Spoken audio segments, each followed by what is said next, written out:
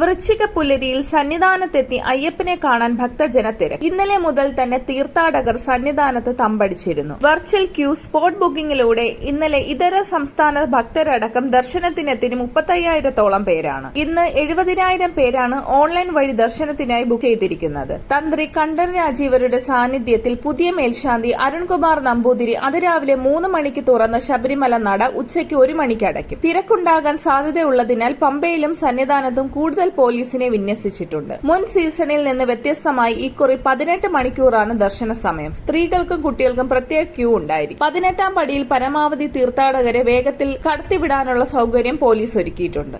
Virtual queue വഴി 70,000 പേർക്കും spot ബുക്കിംഗിലൂടെ 10,000 പേർക്കുമാണ് ഒരു ദിവസം ദർശനം അനുവദിക്കുക. വൈകുന്നേരം 3 മണിക്കൂർ വീണ്ടും തുറക്കുന്ന നട ഹരിവരാസനം പാടി രാത്രി 11 മണിക്ക് അടയ്ക്കും. തിരക്കുണ്ടാകാൻ സാധ്യത ഉള്ളതിനാൽ പമ്പയിലും സന്നിധാനത്തും കൂടുതൽ പോലീസിനെ വിന്യസിച്ചു.